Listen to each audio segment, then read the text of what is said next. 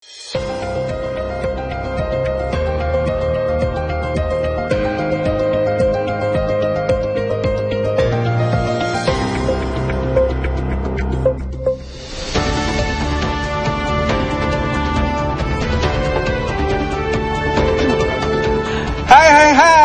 Nusantara People, apa kabar? Luar biasa pastinya. Luar biasa. Baik banget dong. Harus baik banget. Walaupun nih ya tadi malam hujan ya di Surabaya. Di tengah tiba-tiba dres hujan ya. banget. Nggak apa-apa, itu pingin menghapuskan dosa-dosa kita di jalanan ya sebenarnya ya. Tapi emang imbasnya akhirnya setelah hujan dan pagi ini agak relatif lebih Bener padat ya. Betul. Bener. Biasanya emang kalau habis hujan itu ya jalanan emang agak-agak macet. padat gitu di Mungkin pagi orang-orang hari. Takut kesiangan kali ya, karena udah menikmati cuaca yang begitu nyaman di malam hari ya, paginya masih berangkat sekarang Jangan mager, kita harus tetap semangat. Termasuk juga kita bertiga di sini semangat untuk bersama dengan Nusantara People karena kita punya banyak hal di Jawa Pos Update hari ini. Kita punya berita-berita yang menarik, kita punya obrolan juga nanti. Betul. Ada laporan juga yang khas buat Nusantara People. Semuanya kita sajikan hari ini di Jawa Pos Update. Semua ada di sini. Memasuki bulan Agustus, vibes hari kemerdekaan langsung terasa di berbagai daerah. Salinan putusan kasus Ronald Tanur hingga saat ini belum diberikan ke jaksa penuntut umum. Sejumlah bahan kimia hingga casing bom ditemukan Densus 88 anti teror dalam penangkapan terduga teroris di Kota Batu. Gimana nih Jumat pagi? Kalau saya tadi di jalan sempat ngelihat beberapa instansi masih tetap semangat untuk olahraga pagi di hari Jumat. Bener banget. kan? Tadi saya juga lihat ya di jalan. udah jadi kebiasaan juga dari zaman dulu ya, kita jadi sekolah juga Jumat pagi olahraga. Dulu, Jelas dong. sekarang Sekarang Sekarang kita tadi pagi bersiap untuk ada di studio untuk Nusantara People juga. Hari ini masih di vibes Agustus.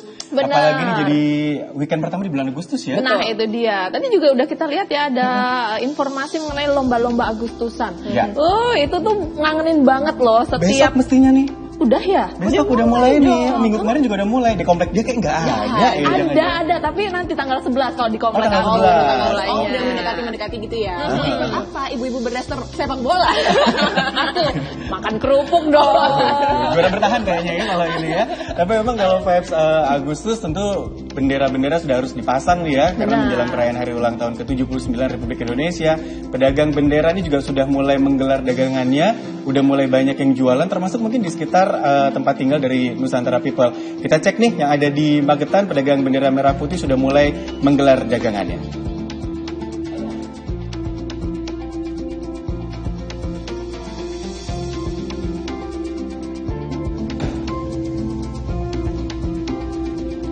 Pedagang bendera merah putih dan umbul-umbul bermunculan di sejumlah ruas jalan Magetan menjelang perayaan hari ulang tahun ke-79 Republik Indonesia. Abdul Majid yang menggelar lapak di Jalan Maijen Sungkono salah satunya. Menurut Abdul, jumlah pembeli masih sepi karena masih bulan Juli. Dirinya memprediksi kenaikan pembeli terjadi mulai 1 Agustus dan akan semakin bertambah banyak mendekati 17 Agustus. Ia menyampaikan bahwa harga bendera tidak naik dari tahun lalu. Bendera dijual Rp5.000 hingga Rp35.000, sedangkan umbul-umbul di kisaran Rp25.000 hingga Rp45.000 tergantung ukuran. Alhamdulillah untuk pembeli untuk tahun ini, alhamdulillah tiap hari ada lah, walaupun nggak sebelum rame. Biasanya ramenya kan menjelang tanggal 1 Agustus, per 1 Agustus itu biasanya udah mulai rame untuk pemasangan bendera. Ya lumayan lah daripada yang tahun-tahun sebelumnya. Dulu kan nggak seperti ini. Terus penjual di musiman ini agak berkurang gitu masalahnya. Dulu kan banyak di setiap simpang jalan ini pasti ada perempatan. Nah, sekarang agak berkurang lah, nggak seperti dulu. Untuk harga sendiri ada perubahan nggak Pak? Kalau harga saya kira tetap sih stabil. Paling naik 1.000-2.000 itu wajar lah. Tapi kita tetap bertahan harga yang lama. Masalahnya kan kita menjaga pelanggan. Kalau bendera kisaran berapa Pak harganya? Kalau bendera variasi tergantung ukuran besar kecilnya. Kalau mulai harga dari 25, 30 sampai paling 35, paling besar 35. Kalau umbul-umbul Pak? Umbul-umbul ya sama 25 sampai 45, tergantung ukuran. Ya. Biasanya yang paling dicari yang tipe Kalau seperti yang apa, Pak? dicari itu rata-rata yang umbul-umbul yang ukuran yang harga 25 itu, ukuran 2,5 sama bandir harga 35, maksimal 35. Prediksi bakal naik Pak, mana Pak? Maksudnya naik apa harga? Peningkatan pembeli. Oh, pembeli insya Allah rame untuk tahun ini, insya Allah rame. Karena Pak? Ya karena udah lepas dari pandemi, yang jelas. Kan kebutuhan kalau Agustus kan ada lomba-lomba, ada kegiatan-kegiatan di kampung atau di instansi pemerintah. Terus kalau pandemi kan nggak bisa, kita kan terbatas gitu loh. Dibatasi karena waktu itu musim pandemi, jadi aktivitas pun nggak kurang. Priyono, salah seorang warga, membeli 10 buah bendera seharga Rp25.000. Bendera tersebut akan dipasang di lingkungan tempat tinggalnya. Niki tumbas apa Pak? Bendera. Bendera? Kaduk damel apa? Untuk di rumah. Gampang tuh. Lingkungan. Oh gitu. Harganya berapa Pak? 25.000. 25.000. Ya. Tadi beli tumbas berapa? 10. 10. Ya. Beli 10. Oh ini berarti untuk memeriahkan kemerdekaan. Iya Pak, untuk Mbak, untuk hari Pedagang memprediksi dagangan bendera dan umbul-umbulnya laris, sebab biasanya digunakan untuk memeriahkan hari kemerdekaan yang diisi dengan perlombaan di kampung maupun kantor pemerintahan.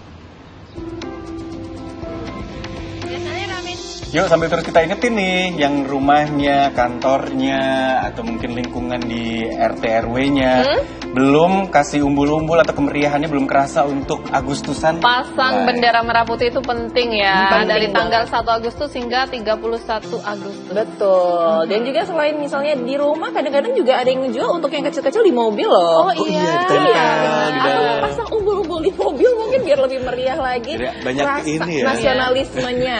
Biasanya malah ini truk kayak gitu-gitu, mobil kendaraan umum dipasang sih biasanya di belakang. Tapi Betul. nggak cuman mobil, nggak cuman rumah. Kita lihat mall juga udah mulai pasang penjor.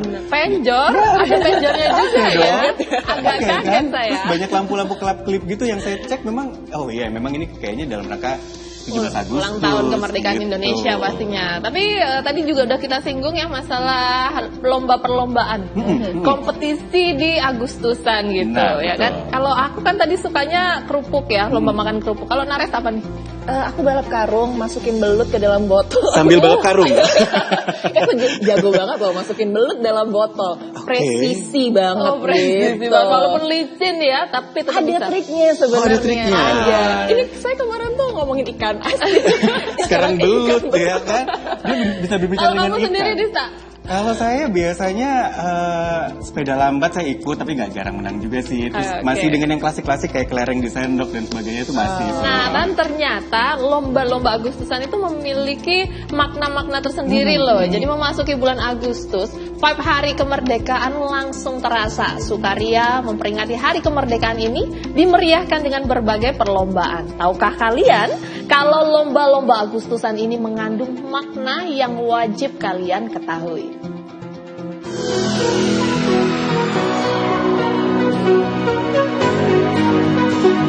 Memasuki bulan Agustus, vibe hari kemerdekaan langsung terasa.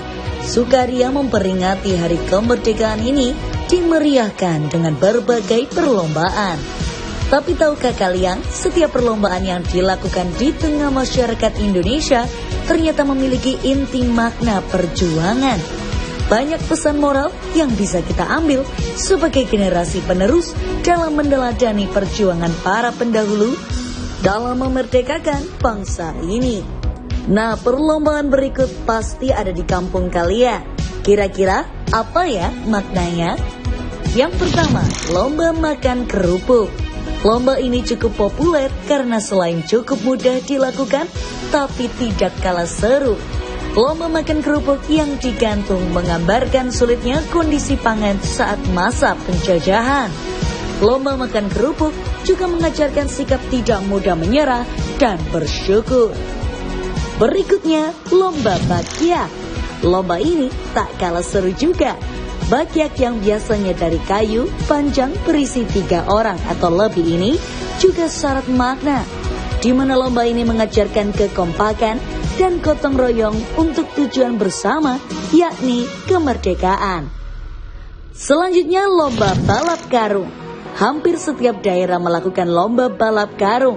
Kendati belakangan ini banyak versi lomba karung, namun tetap memacu adrenalin.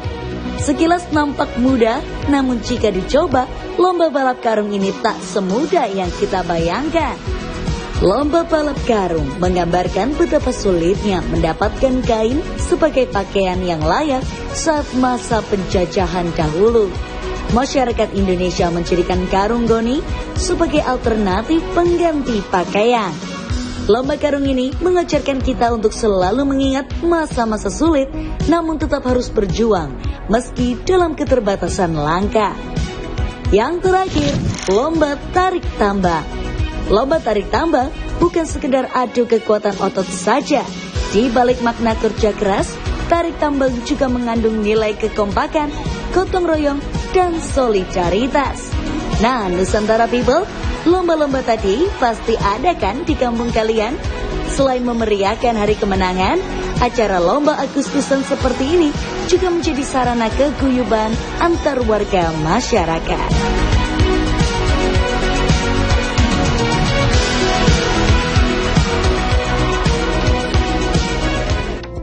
Jadi memang banyak sekali ya makna-makna dari lomba-lomba Agustusan. Yang Ternyata pasti ada. sih itu hampir semuanya mengedepankan ketekunan, ya kan? Perjuangan, ya kan? Karena dulunya di tahun 45 kita Indonesia pastinya berjuang ya melawan penjajahan. Untuk dapat kemerdekaan itu gitu Dan ya. memang harus bergotong royong juga. Makanya banyak juga kalau misalnya kita lomba 17 Grup memang ya? grup-grupan, Betul. satu tim biar ada kekompakan gitu. Benar. Biasanya sehari-hari mungkin saling gosip-gosipan nih, tapi di tanggal 17-nya harus saling kompak ya. Benar, Kompak wajib. gosipnya enggak ya? Kayaknya biasanya butuh kekompakan juga untuk gosip. Tapi ada rencana pemerintah untuk ini masih jadi apa ya, rencana ya, bukan gosip juga sih, tapi emang sudah jadi semacam wacana juga kalau isi bensin itu kita harus pakai QR dulu nih.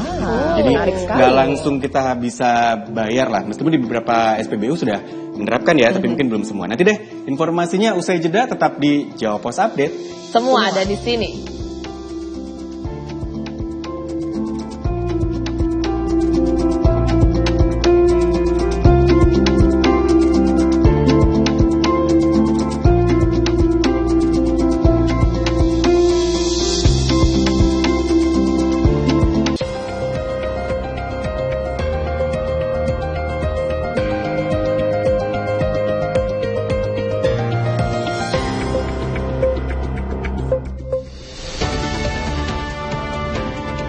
Kembali lagi bersama dengan kami di Jawa Pos Update. Semua ada di sini. Nah, tadi Dista sudah ngobrolin juga ya kalau misalnya Pertamina tuh melakukan uji coba pembelian bahan bakar minyak bersubsidi itu menggunakan QR code. Nah, sebenarnya ini juga mempermudah anak-anak muda juga ya kan. Tapi apakah itu sudah berlaku di berbagai tempat atau seperti apa? Langsung saja kita lihat bersama-sama pemirsa. Ini dia beritanya.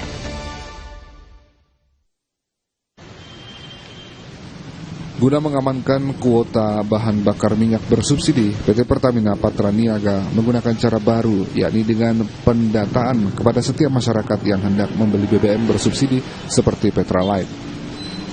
Nantinya pembelian Petralite bagi pengguna roda 4 diharuskan menggunakan QR Code. Vice President Corporate Communication Pertamina, Fajar Joko Santoso mengatakan penggunaan dengan sistem QR Code sendiri dilakukan sebagai langkah pengamanan kuota BBM bersubsidi agar tepat sasaran. Meski sudah sosialisasi dan uji coba telah dilakukan di berbagai kota, namun hal itu belum dilakukan di Jakarta. Fajar menyebut untuk Jakarta sendiri menunggu arahan dari pemerintah. Oke, jadi untuk Pertalite kan kita mengikuti kesuksesan Solar ya. Solar kan sudah full 100% pakai QR dan itu juga terbukti efektif untuk menjaga kuota BBM subsidi. Dan ini sekarang kita sedang melakukan sosialisasi pendataan juga untuk Pertalite dengan menggunakan QR code. Jadi kita harapkan yaitu kan kita harus menjaga nih ya kuota BBM subsidi, jadi supaya ya masyarakat juga harusnya sih sudah mulai terbiasa, dan kita lihat dari beberapa uji coba yang tadi sudah disampaikan di beberapa kota, responsnya juga positif, kemudian makin banyak juga yang daftar, dan nanti ya kita akan dorong terus, akan banyak lagi kota-kota lain yang mengikuti pendataan berupa QR code ini. Penerapan di Jakarta sendiri berarti emang belum atau sudah? Belum, karena kan untuk kita kan sebagai operator ya, tentu kan untuk regulasi kita harus menunggu arahan dari pemerintah juga. Jadi sementara ini memang ya sudah tugas kami untuk kita diberi amanah untuk mendistribusikan BBM subsidi, tapi kita juga diminta untuk menjaga kuota itu. Jadi dengan cara-cara seperti inilah kita bisa jaga BBM subsidi.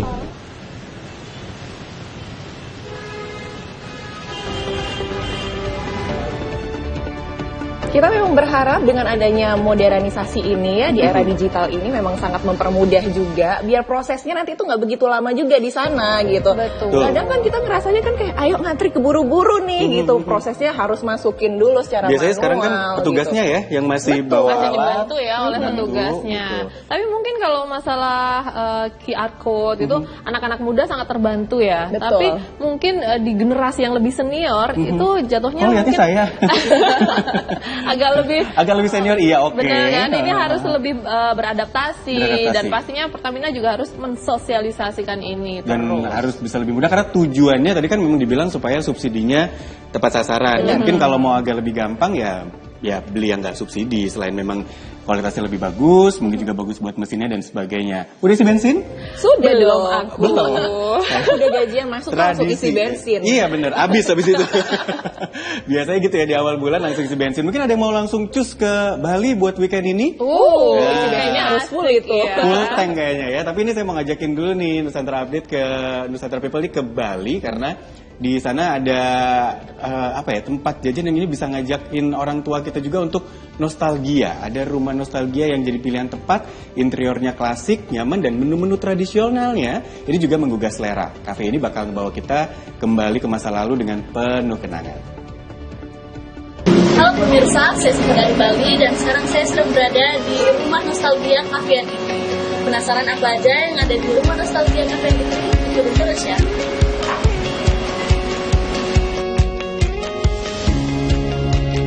Rumah Nostalgia memperkenalkan dirinya sebagai tempat di mana para pengunjung dapat menikmati secangkir kopi sembari bernostalgia. Tempat yang berlokasi di kota Denpasar ini membawa para pengunjung kembali bernostalgia seperti sedang di rumah nenek. Tidak hanya bernostalgia di rumah nenek, kafe ini juga mempunyai ruang diam yang penuh dekorasi dengan berbagai poster iklan, kalender, dan gambaran yang berisi kata-kata dengan gaya tempo dulu. Terdapat pula ruangan kelas zaman dahulu lengkap dengan bangku dan meja kayu, serta poster pahlawan-pahlawan nasional dan juga peta Indonesia. Nah pemirsa, jadi ini adalah salah satu space di Rumah Nostalgia, yaitu tema ruang kelas tempo dulu. Jadi buat pemirsa yang ingin bernostalgia masa-masa sekolahnya, bisa nih ngopi sambil nge-chill di ruangan ini.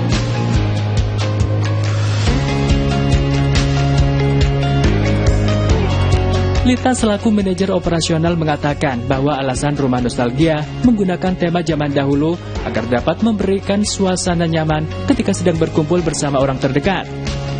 Selain para remaja yang berkunjung untuk berkumpul bersama kawan-kawan, banyak juga mahasiswa yang datang untuk membuat tugas kuliah maupun mengikuti kuliah daring. Menariknya, selain kaum muda, orang tua juga kerap datang ke kafe ini dari bernostalgia menikmati suasana tempo dulu bersama teman-teman hingga melakukan kegiatan arisan. Kalau kawan-kawan kesini itu bisa merasakan nyaman, jadi bukan cuma sekedar duduk nongkrong mungkin sambil main handphone sendiri-sendiri, tapi di sini bisa sambil nostalgia juga. Ada barang-barang jadul seperti kursi rotan yang zaman dulu, atau ada furniture dari zaman dulu yang semuanya mengingatkan kita nyamannya kita ngobrol dan duduk bareng bersama saudara dan teman di rumah orang tua maupun di rumah nenek dan kakek. Kalau yang saya amatin yang sangat suka kesini itu pertama kawan-kawan yang masih kuliah, bisa bikin tugas bareng, bisa bahkan kalau kuliahnya online bisa sambil nge-zoom juga di sini. Kemudian kawan-kawan yang suka banget nongkrong gitu kan, atau ngedate sama pacarnya, itu mereka juga suka dengan konsep vintage-nya. Dan yang terakhir, om tante, oma opa yang mungkin ngumpul bareng teman atau mungkin oma yang lagi arisan, itu juga sangat senang. Lita juga menyatakan rumah nostalgia memiliki menu-menu yang menarik dan lezat, seperti pisang goreng Pontianak, singkong goreng keju, dan juga berbagai jenis kopi. Seperti salah satunya kopi susu Dianguja yang memiliki cita rasa seperti martabak manis rasa coklat kacang. Terdapat juga minuman dengan nama Sugus Series yang terinspirasi dari permen zaman dahulu. Martabak mozzarella yang menjadi bestseller di kafe ini juga tidak boleh sampai kelewatan jika sedang berkunjung. Nah pemirsa, jadi minuman dan makanan di sini itu enak-enak banget loh. Jadi buat pemirsa semuanya yang ingin merasakan sensasi nostalgia zaman dulu, bisa nih langsung datang ke Rumah Nostalgia Coffee & Cafe. Saya Sasa dari Bali, pamit undur diri, sampai jumpa.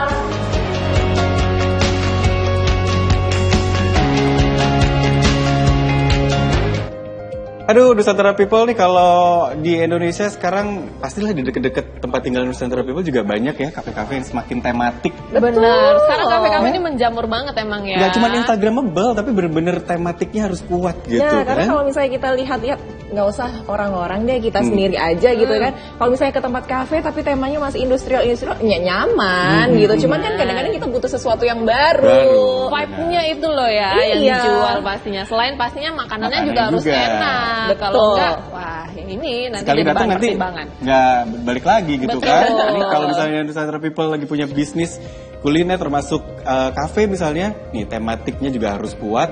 Selain juga hidangannya jadi yang utama gitu. Harus kan. komplit ya. Komplit. Kalau tadi kita udah jalan-jalan ke Bali ya, ngeliat-liat kafe yang bisa bikin kita nostalgia. Nanti kita akan mengajak Nusantara People akan jalan-jalan ke tempat yang masih termasuk baru nih di Surabaya. Lumayan baru nih, ya. baru launching nih. Kota Tua. Jadi jangan kemana-mana, tetap di Jawa Pos Update.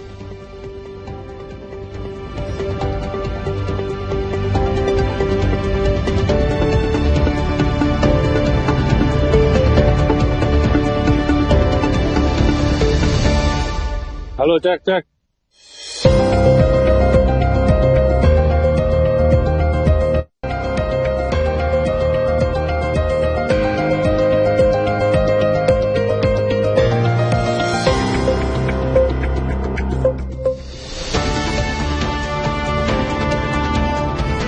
Masih di Jawa Pos Update. Semua ada di sini. Termasuk jalan-jalan juga ada di sini juga ya. Waktunya kita ketemu sama Juno. Haha. Juno, udah kesambung belum nih? Karena Juno sekarang lagi ada di Kota Tua Surabaya. Ini ada yang bilang Kota Tua, ada yang bilang Kota Lama sebenarnya ya. Ya sama-sama nih. old lah pokoknya ya. Jadi Surabaya lagi punya satu destinasi baru. Wisata. Sebetulnya nggak baru, ini udah agak lama juga. Udah lama, tapi Poles. Betul. Dan jadi bagus banget. Kita cek lagi nih kalau malam sore udah ketahuan rame banget. Kira-kira kalau pagi seperti ini kondisinya kayak apa? Juno, apakah udah kesambung nih Juno? Hai Juno. Halo Asti di Stanares. Halo juga. Seger banget sih Juno.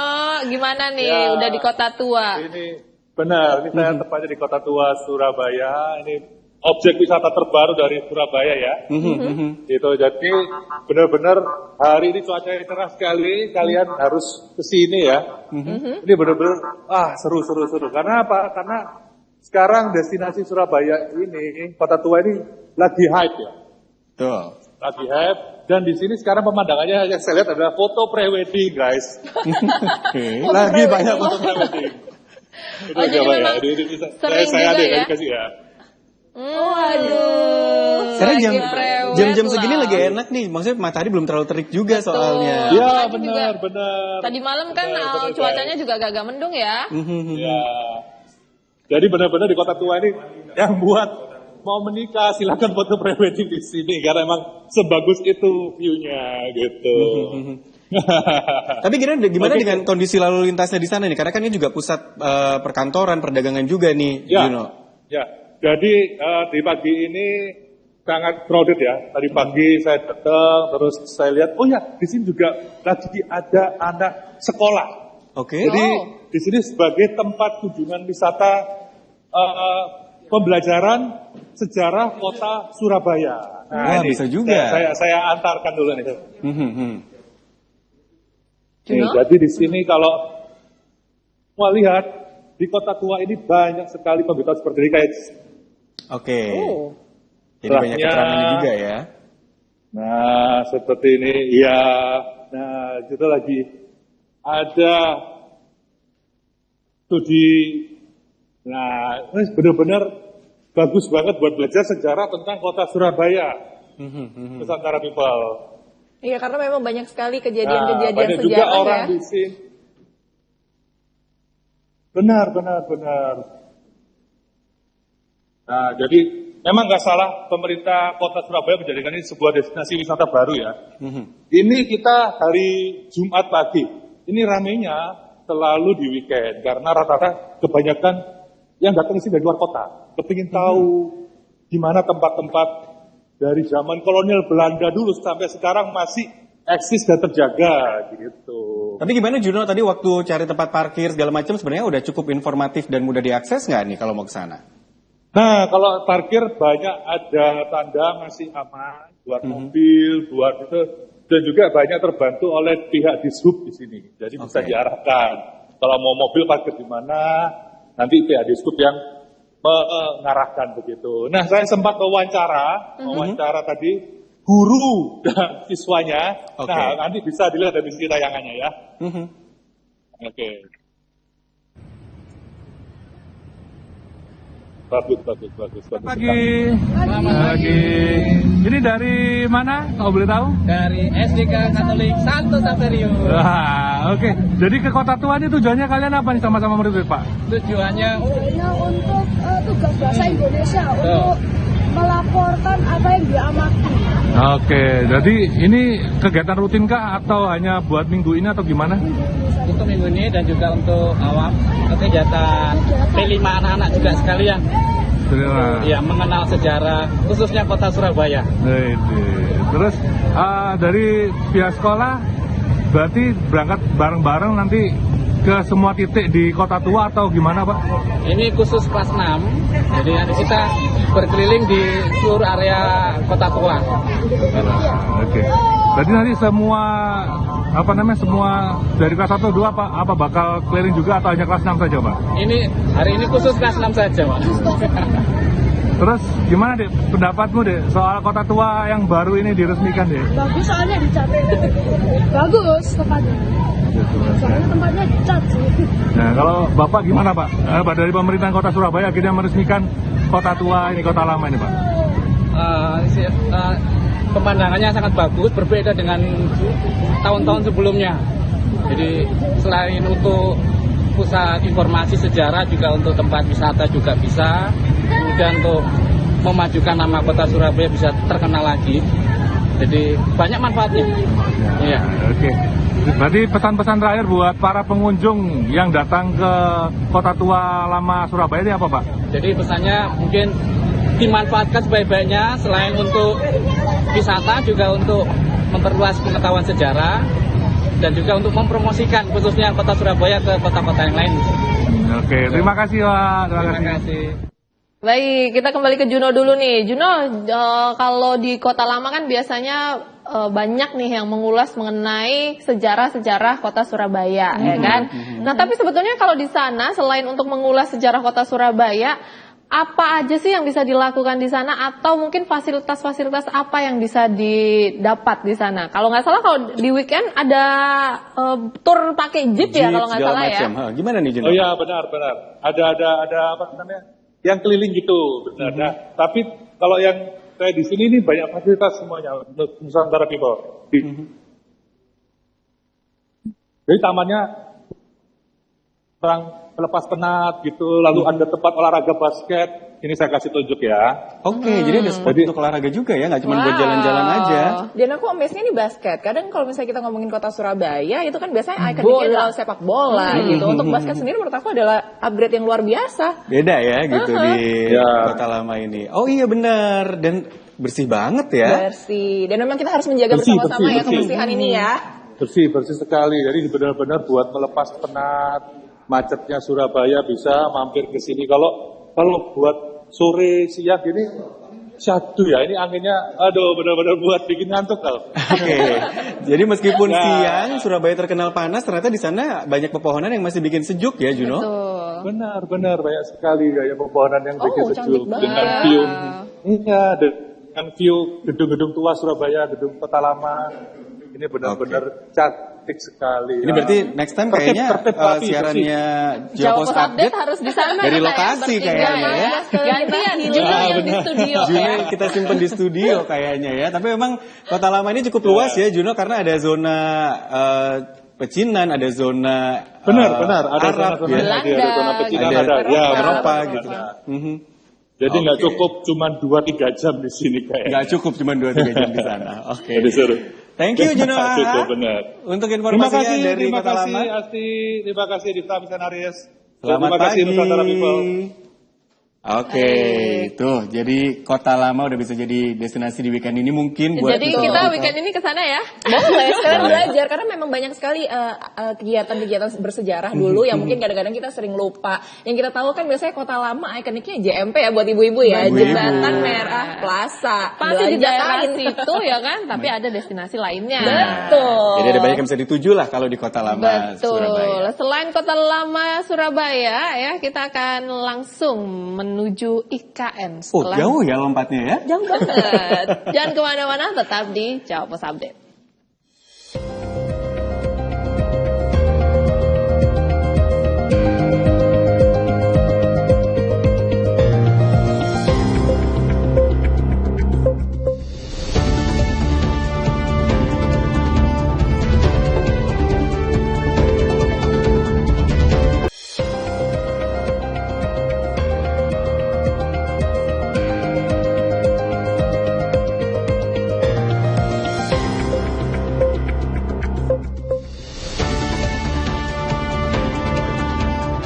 Berbicara mengenai IKN pemirsa, Presiden Joko Widodo angkat bicara soal rencana sidang kabinet paripurna yang akan digelar di ibu kota Nusantara.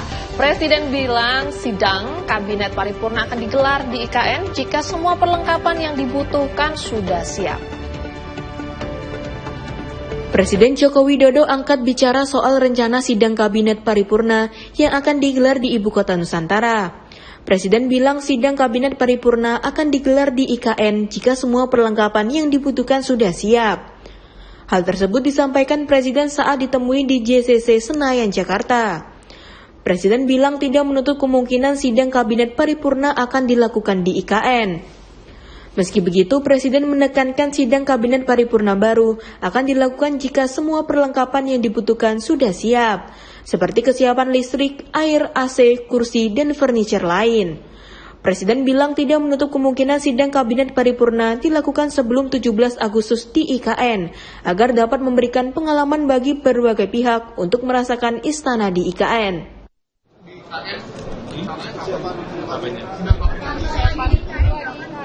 Menunggu kesiapan komplit semuanya. Menunggu semuanya siap komplit. Tidak hanya listriknya, tidak hanya airnya, tapi juga AC-nya, kursinya, furniture-nya, semuanya harus komplit semuanya. Kalau saya kan nggak apa-apa, tapi kalau sudah mendatangkan tamu, semuanya harus siap dan komplit. Ya tadi dilihat, kalau itu sudah siap, ya nggak apa-apa diadakan di sana. Ya semuanya mengetahui, tahu, dan merasakan istana di IKN.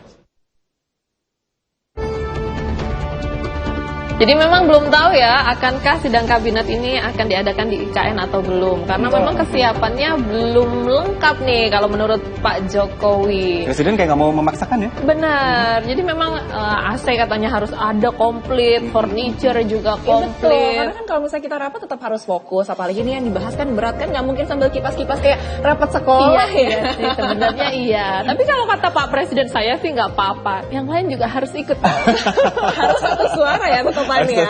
Cuman nggak kebayang kalau nanti diliput sama wartawan sidang kabinetnya lesehan kan kayak ini IKN sebagai salah satu eco-friendly. Ya. Eco-friendly luar biasa. Tapi ada yang ikut kesana kemarin sama influencer-influencer? Kebetulan saya nggak diundang, Oh, ya kan? Nares Kemarin mau nggak ikut, sempet? tapi ternyata beda nama ya. Mungkin Naresworo, gitu. Nareswari sebenarnya. Tapi yang satu ini bukan beda, beda keluarga, tetap satu keluarga. Tetap ini ngomongin tentang program juga ya. Betul. Ternyata ya. Jadi memang wakil presiden yang terpilih Gibran Rakabuming Raka Kamis siang berkunjung ke SDN Kelampis Ngasem 3 Surabaya, Jawa Timur, didampingi wali kota Surabaya dan mantan gubernur Jawa Timur. Gibran memantau langsung proses uji coba program makan siang gratis. Setibanya di SDN Kelampis Ngasem 3 Jalan Manyar Kertoarjo, Surabaya, Jawa Timur Kamis siang, Wakil Presiden terpilih Gibran Rakabuming Raka langsung meninjau proses berjalannya uji coba program makan siang gratis di seluruh murid sekolah dasar tersebut. Dalam kunjungannya, Gibran didampingi oleh Wali Kota Surabaya Eri Cahyadi, mantan Gubernur dan Wakil Gubernur Jawa Timur Kofifa Indar Parawansa, serta Emil Elistianto Dardak beserta para pejabat Forkopimda Surabaya. Setelah melihat langsung uji coba program makan siang gratis, mantan Wali Kota Solo ini melihat sistem yang sudah berjalan, yakni multiplier effect, di mana makanan yang berasal dari UMKM diantar langsung oleh ojek online menuju ke sekolah untuk disajikan kepada para siswa. Sistem yang sudah berjalan ini dianggap berhasil dan rencananya akan dijadikan pilot project untuk diterapkan di seluruh kota dan wilayah di Indonesia. Hari ini sudah diizinkan untuk melakukan uji coba makan bergizi gratis di Surabaya. Tadi sebelum ke sini kita mampir dulu ke salah satu UMKM yang mensuplai makanan. Jadi hari ini kita melibatkan banyak UMKM dan sekali lagi untuk yang di Surabaya ini kita kemarin mengevaluasi yang sudah berjalan di Sentul, di Surakarta. Jadi hari ini banyak sekali yang kita evaluasi dan di Surabaya ini salah satu yang terbaik karena SOP-nya sudah berjalan. Dan kemarin karena banyak sekali masukan-masukan dari para pengamat, dari orang tua, dari netizen terkait masalah sampah dari packagingnya. Hari ini di Surabaya kebetulan Pak Wali Kota Surabaya sudah menemukan solusinya. Jadi nanti ke depan apa yang sudah kita jalankan di Surabaya nanti mungkin akan kita terapkan di kota-kota lain juga. Sementara itu beberapa siswa SDN Kelampis Ngasem 3 mengaku senang dengan adanya program makan siang gratis yang digagas oleh Presiden terpilih Prabowo Subianto dan Wakil Presiden terpilih Gibran Rakabuming Raka. Dapat makanan sama minuman tadi harusnya ayam, sarapan. Biasanya bawa sarapan nggak, Saka? Enggak. Seneng nggak ada makanan gratis buat di sekolah ini? Seneng ya? Tadi dapat susu juga. Sehat ya. Kenapa sih kok suka? Kok senang dikasih makan siang? Syukuri aja. Oke. Biasanya kalau di rumah sarapan atau enggak? Sarapan. Sarapan. Bawa bekal nggak biasanya? Tadi dapat apa aja menunya? Belum dilihat, soalnya makannya jam 11:30. Oh. Seneng nggak dengan program makan siang yang gratis? Seneng banget. Untuk harga setiap pack di program makan siang gratis ini bervariasi tergantung lokasi dan wilayah penerapannya. Sementara untuk kota Surabaya sendiri mendapat budget sekitar Rp15.000 per pack. Sementara disinggung terkait permasalahan sampah dari program makan siang gratis ini, Gibran menegaskan bahwa Wali Kota Surabaya telah menemukan solusi untuk mengantisipasi permasalahan tersebut. Alhamdulillah dengan program ini maka disampaikan Pak Menteri menggerakkan ekonomi karena aturannya diperbolehkan. Artinya tidak ada tender untuk perusahaan catering besar ya Pak, khusus UMKM ya Pak untuk Surabaya nanti? Kalau itu kan kita lakukan untuk UMKM per wilayah. Kalau per wilayahnya tidak sampai dengan 200 juta, tidak berjalan dengan UMKM. Karena beliau kan menggerakkan UMKM ekonominya. Itu yang kita lakukan. Tonton ya. Saya menunggu-nunggu sebenarnya agenda-agenda seperti ini ya pemirsa, itu dari dulu zaman saya sekolah. Wah, lama banget. Dari kita sekolah kayaknya belum ada ya makanan gratis ya, baru di 2024 ini ada akhirnya. Ngerasa kalau misalnya orang tua sekarang nggak perlu PR ngasih uang jajan, nggak Bawain usah bekal. bingung-bingung bekal. Aduh, bekal besok apa ya? Bekal hari ini apa? Asalkan menunya memang benar-benar oke. Betul. Ya kan? Kalau Tapi tadi so far 15.000 gimana, Bu? Ibu-ibu banyak loh. 15.000 gimana? Itu oke loh. Masih oke ya? Tadi sih kalau aku lihat ya, jadi menunya ada ayam, Bener. sayur, buah melon 3 potong, gitu kan? Seperti itu. Dihitung 3 potongnya. Tapi kalau di Surabaya, karena tadi beritanya di Surabaya, 15.000 masih cukup banget lah ya untuk makanan yang bergizi. Betul. Tuh, nanti kita balik lagi, tapi kita ngomongin makanan, kita ngomongin hobi yang sebenarnya bisa menghasilkan. Kita bakal balik sebentar lagi ya.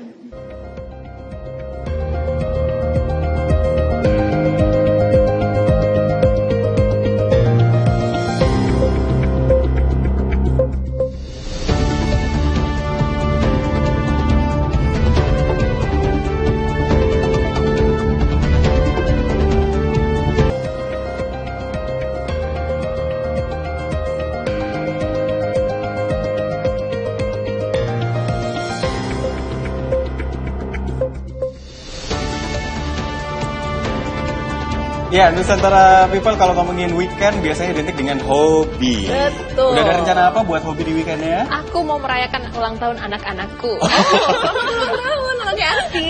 Berarti anaknya hobi ulang tahun ya? Enggak sih.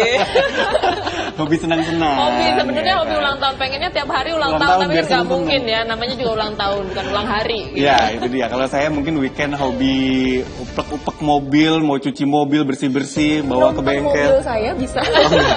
Punya saya aja udah cukup melelahkan kayaknya ya. Tapi kalau hobinya nih ikan hias nih ya, Nusantara People kalau suka dengan ikan mas koki, nah ini kan bentuknya lucu, warnanya juga menarik.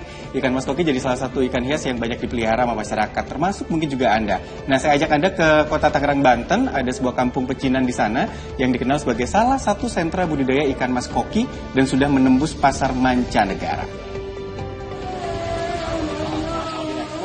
Beragam ikan mas koki meliuk-liuk di kolam budidaya milik salah satu warga kampung tematik Tehian di Kecamatan Negalsari, Kota Tangerang, Banten. Kampung Tehian merupakan sentra budidaya ikan mas koki sejak puluhan tahun silam. Beragam jenis mas koki dikembangbiakan warga kampung Tehian selama 3 dekade. Riki merupakan salah satu warga yang saat ini aktif membudidayakan ikan mas koki. Saat ini dirinya mengembangbiakan 4 jenis mas koki, yakni oranda, ryukin, demekin, dan rancu. Total ada ribuan ekor mas koki yang sudah dipelihara oleh Riki. Saat ini, ikan mas koki hasil budidaya Riki sebagian besar dipasarkan ke luar negeri atau diekspor.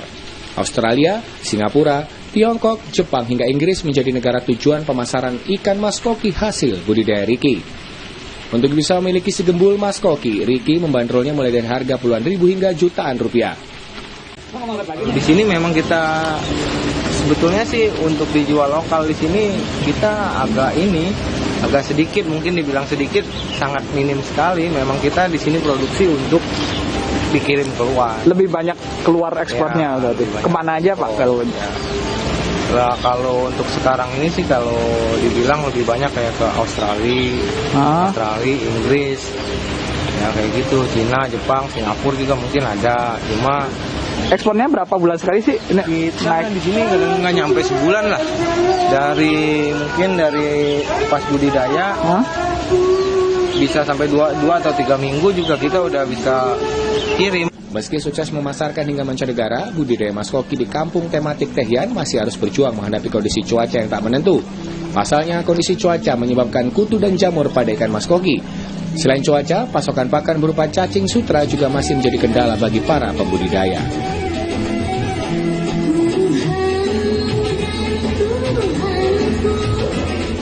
Ikan mas koki itu era saya SD. Suka banget. Oh, lama banget ya. Sekarang ikan-ikanan udah mulai ini. Naik, Ada ikan glow in the dark tahu? Wow. Apa itu? Ada. Jadi dia warnanya kecil-kecil gitu. Kayaknya kalau dunia perikanan Nares tahu. Nares lagi. Ya. Ya. Dari kemarin kita ini lagi ikan asin, belut, sampai ikan glow in the dark. Ada. bahkan. Dan itu dijual di mana-mana. Coba deh kalau misalnya kalian lagi jalan-jalan gitu ya ke daerah di Surabaya, Sidoarjo dan sekitarnya itu nanti kalau ada toko ikan ada yang glow in the dark. Kayaknya itu mengalahkan ini ya ikan cupang. Iya sejenis, hampir sama. Cuma Kecil-kecil kalau kayak sekarang cupang itu gitu harganya ya? lebih murah sih yang glow in the dark. Karena dapetnya banyak. Aku juga Mungkin nanti kita cari di pasar ikan hias kali ya. Boleh, deket sama rumah aku kalau pasar ikan hias itu. Nah, tapi kalau ngomongin soal hobi nih, nah pastinya ada juga yang hobi makan anggur. Karena anggur tuh enak banget kan. Jadi nggak perlu jauh-jauh pergi ke negeri Cina atau Italia untuk sekedar mencicipi anggur langsung dari kebunnya. Warga Jakarta kini bisa memetik dan menjajal buah anggur dengan mengunjungi kebun anggur Pulau Gebang, Jakarta Timur. Pengunjung juga bisa membeli bibit dan belajar langsung bagaimana cara menanam pohon anggur di rumah. Inilah kebun anggur Pulau Gebang yang didirikan Yatno Gondrong. Di kebun anggur yang berada di kawasan Pulau Gebang, Cakung, Jakarta Timur, terdapat 42 jenis anggur dari berbagai negara berhasil dikembangkan Yatno. Setiap jenis anggur memiliki cita rasanya sendiri. Misalnya saja anggur jenis Jupiter, tidak hanya memiliki daging buah yang tebal, anggur jenis ini juga memiliki rasa yang unik layaknya memakan permen. Hampir setiap hari, berbagai kelompok masyarakat mendatangi kebun anggur ini untuk belajar cara menanam pohon anggur. Pengunjung juga diperkenankan menjajal buah anggur yang sudah matang secara gratis. Sebelum pulang, pengunjung juga bisa membeli berbagai jenis bibit pohon anggur sebagai buah tangan. Kebun anggur seluas 180 meter persegi tersebut berdiri di atas lahan milik Pemprov DKI. Lahan tersebut sebelumnya merupakan lahan mati yang tidak digunakan Pemprov. Kebun anggur Pulau Gebang sendiri merupakan salah satu kebun yang tergabung dalam Komunitas Anggur Jakarta atau KAJ. Di Jakarta sendiri hampir setiap wilayah kini memiliki kebun anggur. Minat masyarakat dalam menanam anggur pun meningkat sejak diberlakukannya pembatasan sosial berskala besar akibat pandemi COVID-19 pada awal 2019 lalu. Ada berapa jenis Pak di sini Pak? Untuk di kebun anggur Pulau Gebang ada 42 jenis tanaman anggur dari beberapa negara seperti Ukraina, Rusia, Cina, Amerika, Spanyol, seperti itu. Pengunjung ini kita bisa sikapi dengan apa sih yang mereka butuhkan, entahkah di pemangkasan pembuahan, entahkah di pengaplikasian pupuk. Biasanya dia sudah tanam 6 bulan, tanamannya sudah merambat, sudah rimbun, tapi tidak tahu bagaimana cara membuahkan. Karena memang anggur ini berbuah dengan treatment, yaitu pemangkasan. Seperti itu. Nah, yang mau belajar ke sini gratis atau ada biaya tuh Pak? Free. Untuk di wilayah DKI Jakarta. Tapi kalau untuk yang dari wilayah luar DKI Jakarta, itu tinggal tergantung kebijakan. Kebanyakan masyarakat tahu tentang buah anggur, tapi tidak begitu mengenal tentang karakter tanaman-tanaman anggur. Nah sekarang di sini ada beberapa jenis yang memang sudah beradaptasi di lingkungan Jakarta khususnya, yang bisa kita saksikan sendiri.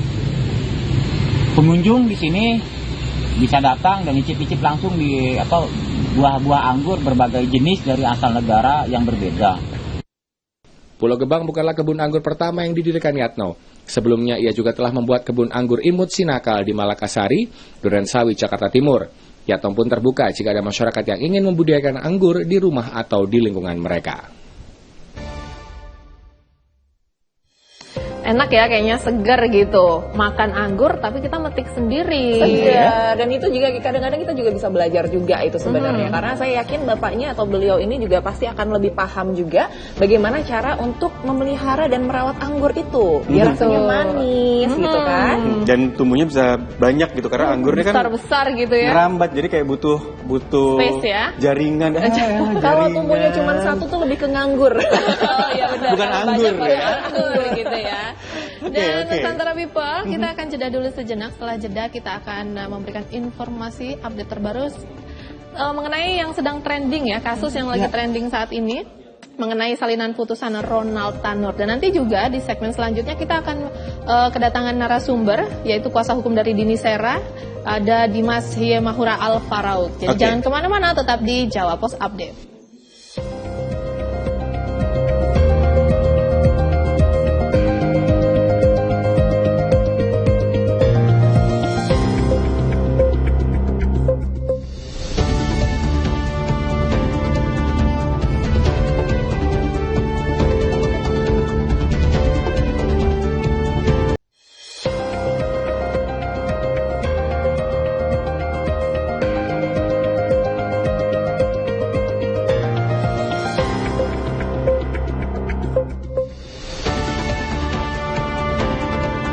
Yes, Nusantara People, kalau ngomongin tentang kasus-kasus yang sekarang lagi banyak diperbincangkan, kayaknya belum kelar yang satu, muncul lagi yang lain.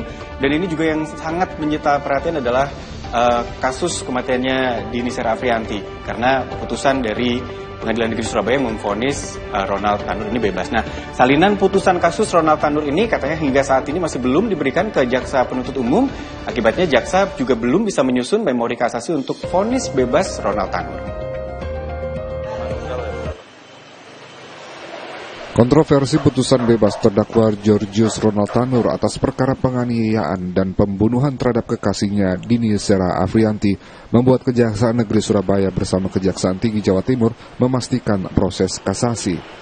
Namun hingga saat ini, memori kasasi belum bisa diajukan akibat salinan putusan dari Pengadilan Negeri Surabaya belum diberikan. Bahkan pihak Kejaksaan mengaku telah mengajukan permintaan. Pasalnya dalam persyaratan administrasi kasasi harus dilengkapi surat fisik salinan putusan beserta tanda terima dan stempel asli sesuai Kitab Undang-Undang Hukum Acara. Bahkan salinan putusan untuk memori kasasi tidak bisa hanya diambilkan dari website Pengadilan Negeri Surabaya. Nanti tentunya secara administrasi sesuai dengan Kitab Undang-Undang Hukum Acara Pidana itu kami akan tetap meminta akte dari pengadilan itu berupa tanda terimanya yang ada stempel basahnya, Mas, nanti akan kami mintakan ke Pengadilan Negeri Surabaya. Tentunya itu menjadi dasar kami yang nanti akan digunakan oleh jaksa penuntut umum, nanti akan melengkapi sebagai dasar kami untuk membuat kasasi dan memori kasasi. Dengan masa tenggang waktu kurang lebih 14 hari, ini sisa kurang lebih 9 hari lagi kalau tidak salah ya, seperti itu. Untuk kendala kami rasa tidak ada. Selama ini kami tetap sesuai dengan tenggang waktu yang diberikan. Kami akan segera melakukan langkah-langkah tersebut. Tentunya ini karena nanti dapat memonitor perkembangannya. Dari tim JPU sudah siap untuk melakukan langkah-langkah kasasi. Putu Arya berharap agar Pengadilan Negeri Surabaya bisa segera mengirimkan salinan putusan agar bisa dilakukan penyusunan memori kasasi dengan sisa waktu yang ada. Proses kasasi sendiri maksimal 14 hari setelah putusan pengadilan. Dan sesuai janji kita tadi, kita juga sudah kedatangan narasumber dari kuasa hukum Dini Sera, yaitu Mas Dimas Yemahura Al-Farauk yang sudah hadir di studio Jawa Post TV. Halo, selamat pagi Mas Dimas. Apa kabar hari ini Mas Dimas? Segar? Atau malah lagi banyak? Lagi penting nih ya kayaknya. Langkah apa lagi yang mau dilakuin gitu? Lagi kepikiran banget? Enggak lah ya, satu persatu harus bisa diselesaikan gitu ya. Nanti kita bahas nih terkait dengan update dari kasus ini bareng sama kuasa hukum dari Dini Sera Afrianti. Mas Dimas sudah ada di sini. Tapi kita punya grafis dulu untuk Anda Nusantara People terkait kasus Ronald Tanur.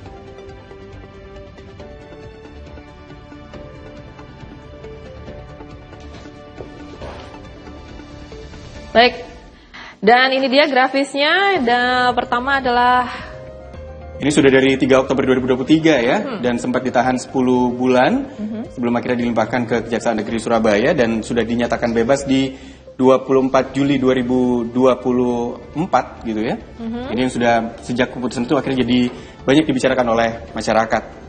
Oke, kita mulai dari yang awal dulu ya. Jadi kasus pembunuhan yang dilakukan Ronald terhadap Dini terjadi pada Selasa 3 Oktober 2023 di Black Hole KTV di Landmark Mall, Jalan Maijen Jonosowoyo, Surabaya. Lalu setelah ditahan di Rutan Medaeng selama 6 bulan, ini sudah dijalani oleh Ronald Tanur begitu ya. Ini sudah sempat menjalani penahanan di Rutan Medaeng 6 bulan ditahan di sana. Dan kemudian Ronald Tanur dinyatakan bebas oleh majelis hakim dari semua tuntutan jaksa penuntut umum dalam persidangan pada Rabu 24 Juli 2024. Dan terakhir, putusan Ketua Majelis Hakim Pengadilan Negeri RI Tuah Damanik menyatakan Ronald Tanur tidak terbukti secara sah dan meyakinkan telah melakukan pembunuhan maupun penganiayaan yang menyebabkan korban tewas. Itu tadi grafis dari kasus Ronald Tanur, Nusantara People. Mas Dimas, tadi kan udah banyak yang akhirnya ikut bahkan ikut mikirin akhirnya gitu kan kasus ini. Sebenarnya kalau dari Mas Dimas ini komunikasi dengan pihak keluarga, mereka tuh apa sih yang disuarakan dari pihak keluarga? ya pada intinya orang kecil itu kan hanya ingin bagaimana bisa mendapatkan keadilan seadil-adilnya. Jadi kita tahulah korban ini merantau untuk menghidupi keluarga dan anaknya ya, seorang anaknya. Jadi begitu mendapatkan berita tentang kematian anaknya yang ada di Surabaya, ini kan berdampak pada kondisi sosiologis maupun kondisi keekonomian dari keluarga ini kan itu.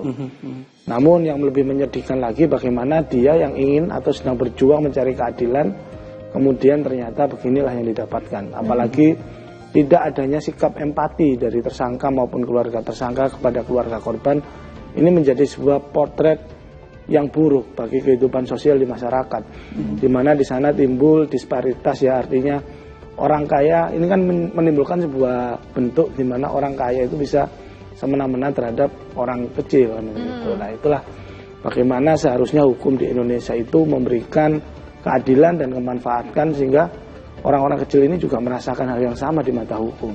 Oke. Tapi kan maksudnya sekarang ini kalau misalnya kita sebagai orang yang jauh dari keluarga dini gitu ya Mas ya, kita aja ngerasa kayak aduh sakit banget, ikutan sedih, ikutan iba, ikutan ngerasa marah gitu. Untuk keluarga sendiri keadaannya sekarang kayak gimana Mas Dimas?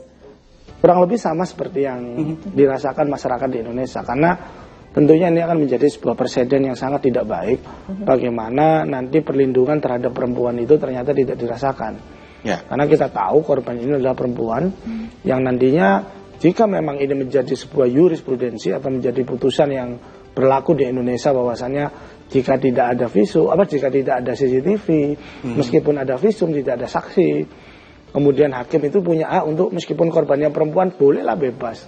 Nah, ini kan sangat mengerikan nantinya di Indonesia ini. Ini kan padahal ada nyawa seseorang hilang, ada rentetan kejadian, ada saksi-saksi yang diperiksa, ada otopsi dan sebagainya. Berarti pas ada keputusan ini bebas itu, wah sangat mengejutkan itu di situ. Ya sangat memprihatinkan. Sangat memprihatinkan bahkan sangat gitu ya. Karena sama sekali harusnya itu jauh dari keputusan bebas murni seperti sekarang ini. Iya, dari bukti, dari fakta, dari saksi itu semuanya sudah jelas. Tapi bagaimana kemudian hakim yang mulia ini, yang ada 3 hakim di majelis hakim di Pengadilan Negeri Surabaya kemudian memutus seorang tersangka itu bebas, padahal di sana didakwa atau dituntut dengan pasal-pasal yang sangat berlapis. Ini cukup berat sebenarnya. Tapi kalau tadi Mas Dimas bilang ada bukti, ada saksi yang udah jelas gitu. Apa sih poin-poin yang sebenarnya udah jelas banget gitu? Yang paling jelas adalah kematian dari korban. Artinya objek atau tubuh korban ini adalah bukti yang paling jelas. Pertama, buktinya di tubuh korban pra-otopsi itu sudah jelas di sana banyak luka, banyak lebam. Ditambah dengan bukti yang menguatkan yakni berupa surat visum et repertum. Visum itu kan penting. Artinya apa? Kita dari hasil visum itu bisa mengetahui kenapa sih orang ini bisa meninggal, bisa mati lah ibaratnya. Itu udah jelas dia meninggal karena ada kerusakan di organ hati yang menyebabkan pendarahan hebat. Tapi kemudian hakim ini dalam sidang itu menjadi dokter sendiri gitu. Dengan alkohol itu yang dengan alkohol. Ya? Padahal sudah dijelaskan itu di sidang sama ahli forensik ya. Apakah di tubuh korban itu ada alkohol? Itu pertanyaan dari hakim itu. Ada, jawab ahli forensik ada itu. Apakah itu menyebabkan kematian? Tidak menyebabkan kematian. Jelas dong statementnya berarti ya? Jelas. Makanya yang dipercayai ini oleh hakim itu kalau kita bicara putusan itu anehnya hakim ini percaya dengan keterangannya tersangka. Ya itulah. Ya hakimnya ini benar-benar hakim yang bukan sembarangan. Tapi putusannya sembarangan. Bukan sembarangan, putusannya yang sembarangan. Karena kalau nggak salah ketua PN dari pengadilan ini juga sempat bilang ya bahwa hakim ini memang bukan hakim sembarangan gitu kan ya. Berarti harusnya apa ya, dari yang disebut sama Mas Dimas udah jelas beberapa fakta, beberapa saksi, tapi yang dibilang nggak ada CCTV itu bener akhirnya? Ada CCTV itu ada. Jadi tentu kita tidak bisa lah berpatokan kematian itu pada satu CCTV aja. Termasuk yang dibilang bersandar di mobil sisi apa, mobilnya dibilang belok ke sisi apa, sehingga nggak mungkin lah kalau itu kelindas kayak gitu-gitu? Nah itulah bagaimana seorang hakim, ya kita bicara hakim ya. Hakim ini adalah seorang juris yang katanya ketua pengadilan negeri itu kan dia adalah bukan orang sembarangan, dia punya criminal scientist, artinya dia bisa memahami tentang ilmu kriminologi. Bagaimana dia bisa beranalogi orang yang ada di sebelah mobil itu tidak ada kemungkinan kelindas ya. Kecuali kalau dia bersandarnya di tembok 10 meter dari mobil. Iya. Ini bersandar di mobil, kemudian tidak terlindas lah inilah. Ya bukan sembarangan akhirnya. Untuk sekarang sudah ada upaya hukum yang akan dilakukan nih, lanjutannya? Mas Dimas? Ada upaya hukum yang sudah kami kawal ya. Tentunya kasasi yang dilakukan oleh Kejari Surabaya. Kami berharap Kejari Surabaya juga objektif kepada kami juga bisa mengetahui isi dari memori kasasi dan memberikan saran maupun pendapat. Pun terhadap 3 hakim yang bukan sembarangan ini, tadi ya saya sampaikan, saat ini sedang kami laporkan di Komisi Yudisial dan Badan Pengawasan Mahkamah Agung. Harapan kami nanti Badan Pengawasan ini juga bekerja dengan baik terhadap hakim yang bukan sembarangan ini tadi. Kita lihat prosesnya nanti bagaimana. Update-nya kan udah ke DPR RI juga. Betul. Gitu ya, udah Mbak Dika Dia Pitaloka juga kayaknya concern banget menyuarakan ya. Apa nih kira-kira yang bisa didapatkan bekal dari sana?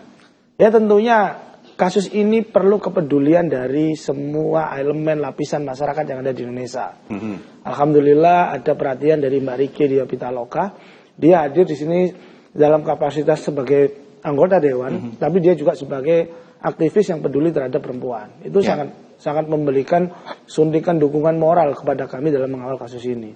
Kemudian adanya dukungan dari Komisi 3 DPR RI, Bapak Ahmad Saroni, Bapak Habibur Rahman, dan Bapak-Bapak di Komisi 3, yang tentunya itu merupakan komisi dengan mitra di mana di sana ada kehakiman, polisi, dan kejaksaan. Tentu ini harapan kami adalah terjadi reformasi peradilan yang baik di Republik ini. Sehingga apa? Sehingga setiap manusia, khususnya perempuan, dalam proses peradilan itu bisa mendapatkan keadilan yang seadil-adilnya. Tapi untuk kasasi sendiri, langkahnya udah ada pergerakan apa lagi nih untuk step by stepnya? Kemarin putusan dinyatakan sudah siap untuk diterima. Salinannya, hari ini infonya Kejaksaan akan ke Pengadilan Negeri Surabaya untuk menyatakan kasasi tertulis. Ini nanti saya juga akan ke sana, akan mengikuti apakah memang benar. Dan saya harap dari Pak Kapus Pen Kejagung kemarin sudah mendorong agar ini segera. Ya kita lihat nanti actionnya bagaimana. Jadi tahapan-tahapannya masih harus dilalui juga. Satu persatu ya. Termasuk update-nya berarti hari ini bakal ada langkah yang konkret harusnya ya? Harusnya. Mudah-mudahan ini bisa lancar. Karena selesai juga karena memang kalau misalnya dari bukti yang sudah semua tertera begitu kan. Ini kan kadang-kadang dengan status atau vonis yang dibebaskan gitu, bikin kita juga makin takut juga sebenarnya. Banyak orang yang sebenarnya ada kekerasan gitu, nggak berani speak up. Dengan adanya kejadian kayak gini juga makin takut untuk speak up juga. Jadinya trust masyarakat juga takutnya berkurang ya kepada. Nanti kita lanjut lagi deh ke Mas Dimas ya, karena kita juga pengen tahu nih, karena Ronald Tanur juga diminta dicekal supaya nggak keluar negeri. Betul. Pengaruh-pengaruhnya seperti apa? Terus nanti juga kita pengen tahu pendapat dari warga juga, gitu ya. Nusantara People juga berpendapat seperti apa. Kita jeda dulu, kita bakal segera kembali.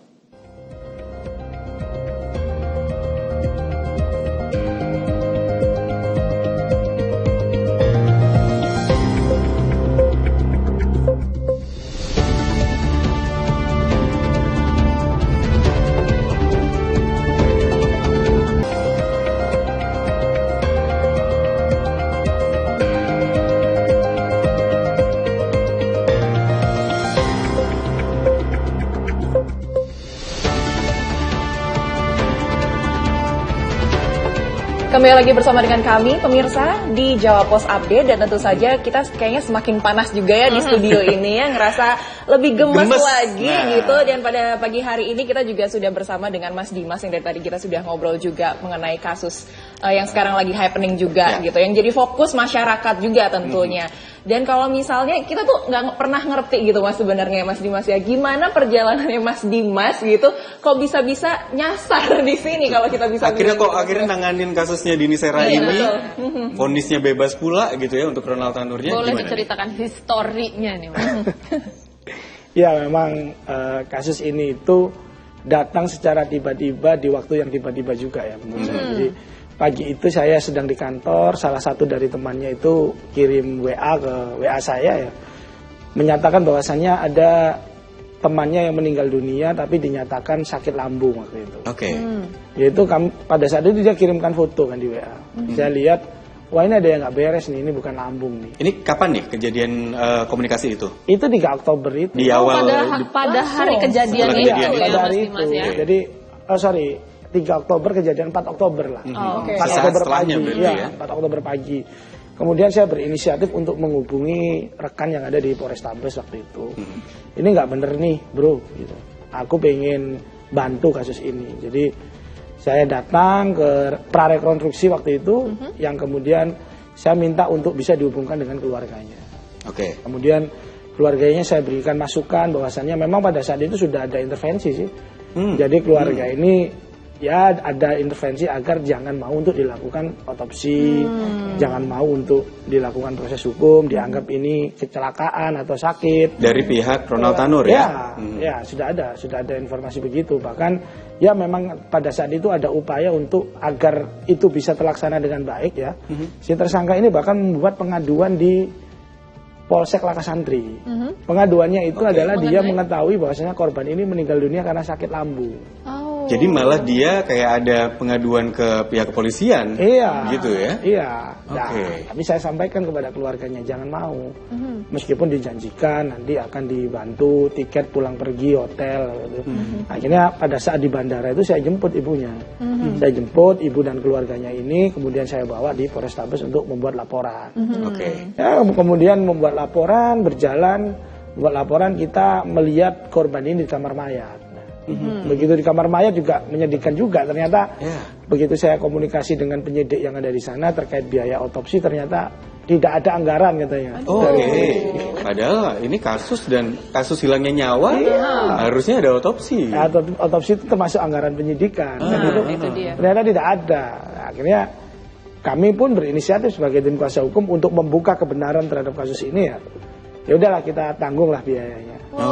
Jadi memang panggilan hati ya, Mas Dimas dari awal ya kayaknya. Inisiatif sendiri mau nggak mau dari gitu. awal kan soalnya. Dan memang kalau saya dengar juga Mas Dimas sampai sekarang masih membiayai keluarga, betul Mas? Alhamdulillah. Wah luar biasa sekali.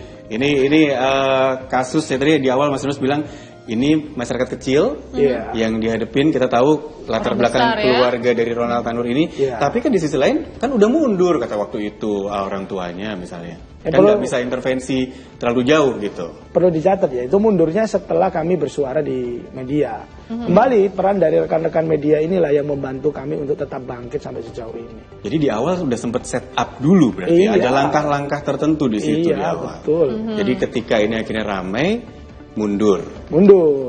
Tapi sekarang diberhentikan ya. Jadi iya. dari partainya mengambil sikap. Jadi lanjut ya ke proses otopsi itu tadi. Begitu itu berjalan, proses berjalan ternyata juga di mana? Di press release yang dilakukan oleh Polrestabes ternyata kan tidak ada pasal pembunuhan awalnya. Yang kemudian kami protes, kenapa kok tidak ada pasal pembunuhan dan lain sebagainya. Akhirnya muncullah pasal pembunuhan. Jadi kita itu mengawal pasal itu pasal demi pasal ini. Kemudian lanjut di kejaksaan, ke proses hukum. Di proses hukum di kejaksaan itu juga mondar-mandir berkasnya, nggak segera P21.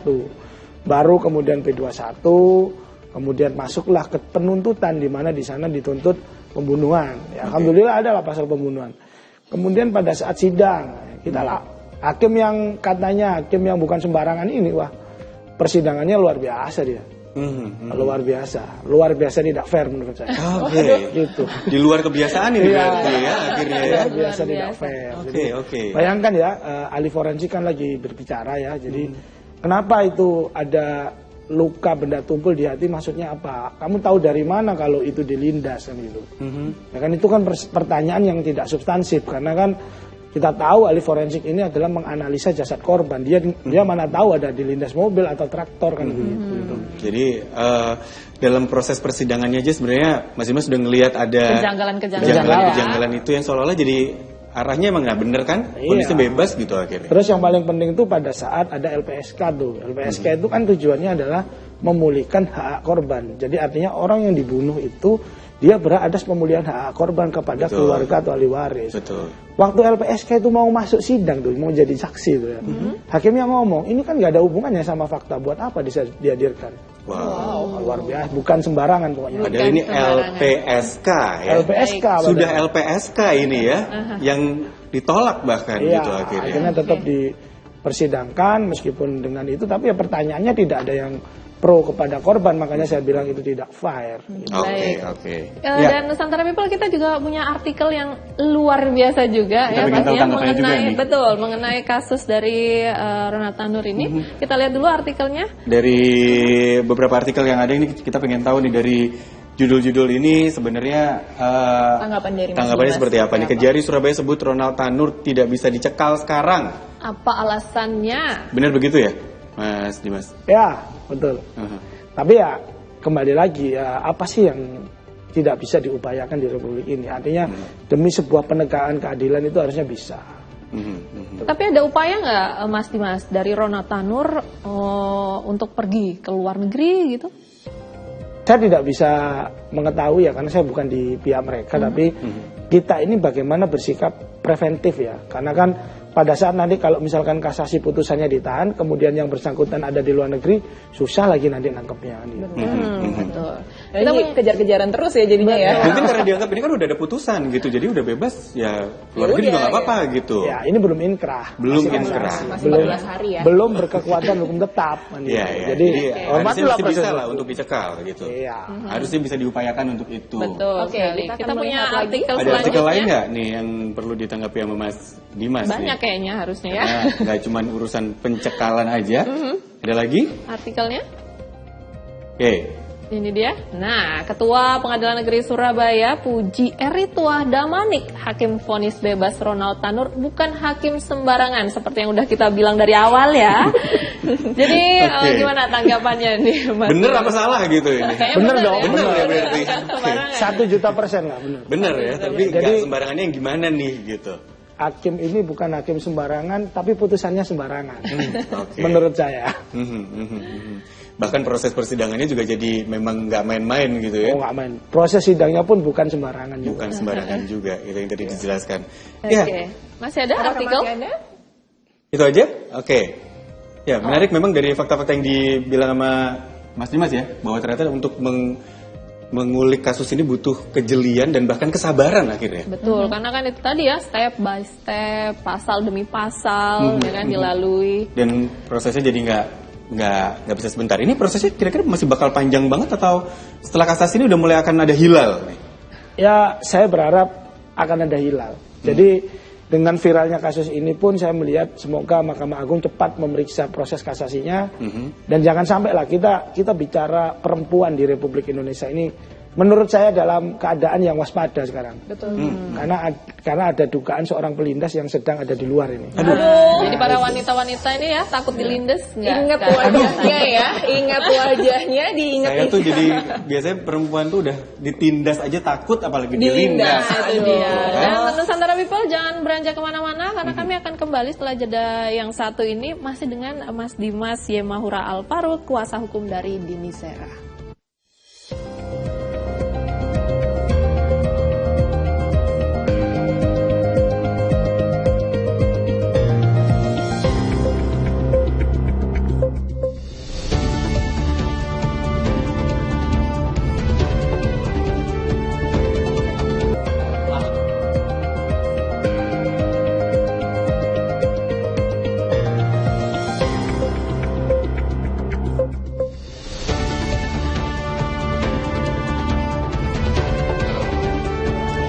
Memang memprihatinkan, tapi mau nggak mau Mas Dimas sebagai kuasa hukumnya juga harus tetap semangat mengawal kasus ini dari awal juga. Betul, dan tetap harus fokus sih menurut aku. Fokus terus Mas Dimas. Jegal dikit aja hilang nih kayak istilahnya gitu kan. Tetap harus hati-hati karena memang lawannya bukan orang sembarangan juga ya. Ini banyak yang sudah dilakukan ya oleh Mas Dimas, termasuk juga menjelaskan hukum, kemudian juga menceritakan ke berbagai media dan juga kalau nggak salah udah datang ke podcast gitu ya, Mas Dimas juga ya. Ini apa yang diharapkan dari situ, masyarakat supaya terang benderang tahu gitu keadaannya atau gimana sebenarnya? Ya, ini adalah bagian kita menyuarakan sebuah kebenaran ya. Jadi kebenaran itu harus disuarakan di Republik ini karena tahu kan. Meskipun kita sudah berupaya mengikuti prosedurnya, kadang kita belum dapat keadilan juga. Oke.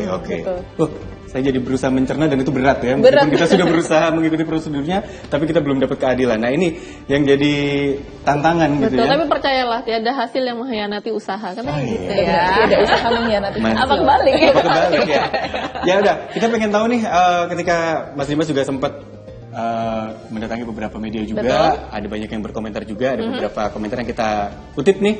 Kita pengen tunjukin ke Nusantara People kalau ada komentar-komentar netizen yang bisa ditampilkan mungkin. Nah, ini dia. Roblusi 6008, mirisnya puncak tertinggi keadilan Indonesia sekarang tuh kalau nggak viral ya di sini tempatnya, dengan tidak mengurangi segala hormat kepada siapapun yang menyuarakan keadilan dimanapun kalian berada.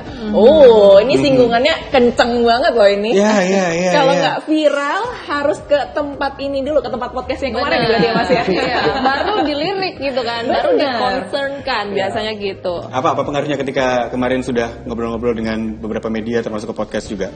Ya tentu dengan adanya itu kan semakin banyak masyarakat yang empati dan peduli, dan sebenarnya ya kalau kita bilang ya masyarakat Indonesia memiliki social sense of humanity yang tinggi.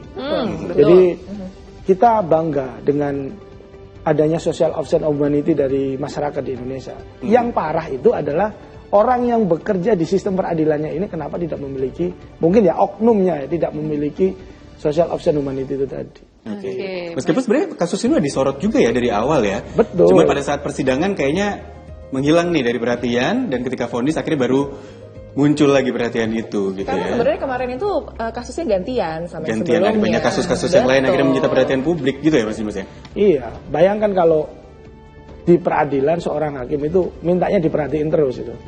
Siapa yang merhatiin rakyat nanti? Oke, kebalik ya harusnya ya. Aduh, jangan.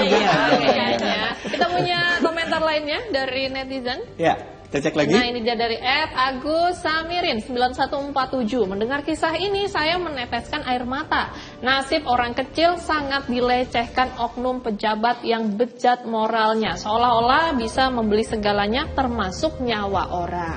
Udah sampai semiris ini kayaknya ya, Mas Dimas ya. Ini yang dirasain sebagai kuasa hukum juga berkecamuk gitu dengan melihat fakta-fakta ini dong berarti ya. Iya. Dan saya pun sebagai seorang pengacara ya, yang sama-sama berprofesi sebagai penegak hukum di Republik ini, ya, polisi, jaksa, hakim, tentunya kita sangat miris ya, dan kita seharusnya malu. Bagaimana kita tidak bisa dengan profesi kita dan tugas kita masing-masing nggak bisa menciptakan sebuah suasana yang itu menunjukkan bahwasanya keadilan itu masih ada di negara ini. Ya. Dan harusnya nggak usah nunggu viral lah ya. Iya. Diperhatiin masyarakat atau enggak, harusnya tetap keadilan harus ditegakkan. Betul. Masih ada lagi kah untuk komentar dari netizen yang bisa ditampilkan? Ada lagi? Oke. Nah, ini dia. Chandra Susetyo 6430 yang setuju ketiga hakim diproses, Ronald Tanur ditangkap dan keluarga Dini Sera melakukan peninjauan perkara ulang. Gimana? Ini sampai dapat like-nya 12.000 dari komentarnya dan ada Like-nya lagi 594 juga. Wow. gitu ya. Jadi banyak dari yang support komentar pastinya. ini aja bisa memicu masyarakat untuk juga menunjukkan dengan komentar ini bahwa ini loh yang dirasakan juga seperti itu. Segitu banyaknya loh Mas Dimas. Support dari atensinya. masyarakat ya. Gitu. Ada lagi yuk kita cek lagi di berikutnya komentar yang lain mungkin. @kenzonimos 1368, kita butuh pengacara-pengacara seperti ini, bekerjanya dengan hati. Sayangnya sekarang sudah tidak banyak, bisa dihitung. Boleh Kenzo saya mau menghitung ya? Saya minta nomor teleponnya Mas Dimas ya. Buat apa Ibu? Jaga-jaga. Tapi kalau dibilang katanya udah nggak banyak, mohon maaf nih salah satu udah ada di sini. Benar. Yang di luar sana jadi berkurang satu karena yang satu udah ada di sini. Tapi emang gitu ya. Ini tergerak dari awal, bukan masalah materi, bukan masalah apa gitu Mas Dimas. Ya saya Karena melihat pengacara tuh buat masyarakat, wah pengacara tuh mahal gitu loh. sebenarnya kan profesi pengacara itu kan bebas dan mandiri ya. Jadi kita harus memahami arti dari bebas dan mandiri itu, bagaimana kita bebas mengupayakan sebuah keadilan, dan mandiri artinya kita harus bisa bagaimana menjadi independen, punya moral dan integritas. Saya pikir di Indonesia akan banyak lah pengacara-pengacara yang seperti itu kan. Oke, baik, kita masih punya Vox Pop nih. Oke, ada Vox Pop Nusantara juga. People, betul. Kata mereka seperti apa? Kita Coba. langsung lihat dulu yang satu ini. Ya, gimana ya, ini kasusnya kasus pembunuhan, sedangkan gambar di CCTV juga jelas ada penindasan, ada pemukulan. Tapi setelah divonis 12 tahun ternyata hakim memberi vonis bebas. Ini ya, saya rasa hampir semua penegak hukum kayaknya sama ya, baik kepolisian maupun kehakiman ini ya sekarang ini cuma rusak lah. Ya seharusnya kasusnya ya penjara kan, soalnya kan dia bunuh orang. Nah kalau Mas? Sama. Kalau menurut saya itu kurang adil, nah, karena itu sudah termasuk si pelaku kan memukul atau berbuat kekerasan, sehingga itu seharusnya tidak dibebaskan. Jadi sampai sekarang bahkan dari pihak korban dibantu oleh Rike Diah Pitaloka ya Pak. Nah menurut Bapak sampai viral satu Indonesia ini, apakah masalah ini berarti sangat penting Pak? Ya harapannya kan untuk memperbaiki penegak hukum aja ini, supaya ada perubahan lah dari yang ya vonis ngawur itu namanya, vonis yang kayaknya nggak punya nurani lah. Ini kematian masalahnya. Kalau menurut saya layak saja untuk supaya memberikan efek untuk si pelaku supaya bisa merasakan hasilnya seperti itu. Karena setiap perbuatan akan ada akibatnya. Iya, itu tadi pemirsa, kita baru saja menyaksikan kata mereka. Jadi mereka ini memang mensupport sekali ya kasus ini agar bisa mendapatkan keadilan seadil-adilnya untuk Dini Sera. Betul. Jadi itu mas ya, kebukti nggak yang tua, nggak yang muda. Berbagai kalangan juga. Itu sekarang sedang memberikan perhatian nih untuk kasus ini. Sekali lagi Mas Dimas, diupdate untuk hari ini kira-kira akan ada kabar baru apa dari perkembangan kasusnya? Ya, hari ini kami akan mengawal proses pernyataan kasasi dari Kajari. Minggu depan kami akan hadir dalam pemeriksaan di Komisi Yudisial sebagai pelapor. Dan kami saat ini sedang mempertimbangkan untuk memulai proses laporan di Komisi Pemberantasan Korupsi. Jadi ada unsur seperti juga, apa yang dikatakan oleh Bang Ahmad Saroni ya, jangan sampai ini enggak tanpa mengurangi rasa hormat atau menyinggung orang yang namanya Hengki ya. Jadi jangan sampai ada Hengki-pengki lah di Republik Indonesia ini. Oke. Semangat Mas Dimas. Semangat karena memang prosesnya mungkin harus dilalui satu persatu, dihadapi yang agak besar-besar nanti di sana gitu ya. Tetap fokus supaya keadilan bisa ditegakkan dan atau apakah kasus ini akan menarik kasus-kasus yang lain? Aduh, kita akan tahu ya, kita akan kawal terus pastinya. Jangan gentar karena masyarakat Indonesia mengawal, kita mengawal juga ya. Betul kita juga update sekali. lagi, kita ketemu lagi lain waktu. Mas Dimas, terima kasih sekali. Terima kasih. Ya, kita jeda terlebih dahulu Nusantara People, kita balik lagi saat lagi.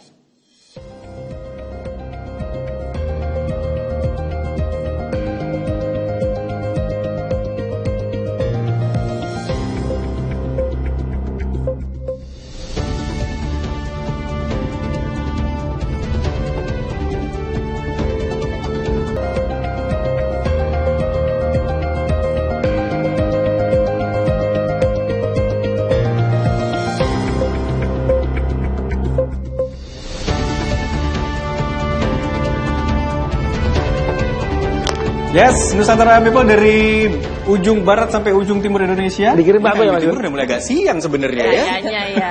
Udah prepare untuk makan siang mungkin. Jangan-jangan begitu, tapi jangan lupa hari ini 2 Agustus 2024 ada apa di Jawa Pos hari ini? Kita mau cek update-nya dan kita berikan ke Nusantara People nih beberapa artikel yang menarik nih di Jawa Pos. Semula mengira sang anak tersandung dan keseleo. Jadi ini daycare yang ada di Depok yang menyedot perhatian karena kalau saya sempat melihat cuplikan videonya memang aduh kok tega ya Padahal gitu. sang pemilik daycare ini katanya sedang mengandung ya. Dia seorang influencer juga. Itu dia. Tuh, jadi ini membuat orang tua jadi bisa harus lebih jeli lagi untuk memilih daycare. Betul. Karena sebenarnya daycare sangat membantu. Betul. Ya. Apalagi bagi orang tua pekerja ya. Setuju. Selanjutnya ada apa lagi di Jawa Pos hari ini? Jumat 2 Agustus 2024.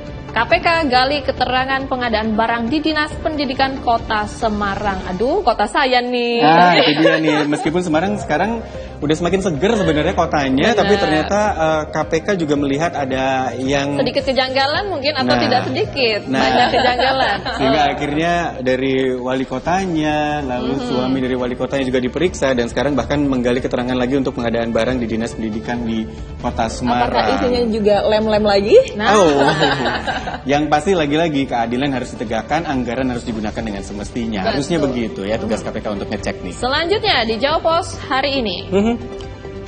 Di sini ada artikel terkait dengan berharap keadilan pada kasasi jaksa di Mahkamah Agung dari kasus bebasnya Ronald Tanur. Sama seperti yang kita bahas Bahasan tadi, ini di ya. sini ada perspektif dari Wakil Kepala Kejati Jawa Timur, Bapak Basuki Sukarjono, ada anggota Komisi DPRD Jawa Timur, Pak Freddy, dan Guru Besar Ilmu Hukum Universitas Sunan Giri Surabaya, ada Prof. Edi Wibowo ya. Prof. Lengkap Bowo. ya. Lengkap, bisa Oke. dibaca ulasannya di Jawa Pos hari ini. Selanjutnya? Oke, ada lagi kah? Ada lagi. Oke. Ya, oke. Jadi informasi-informasi lainnya bisa dibaca lebih lengkap di Jawa Pos maupun yang e-paper juga bisa dibaca di sana. Betul sekali. Di jawapos.com juga bisa dicek lagi informasi-informasi update-nya. Mhm. Oke, nanti informasi lainnya juga masih akan mengisi Jawa Pos update hari ini. Kami akan segera kembali.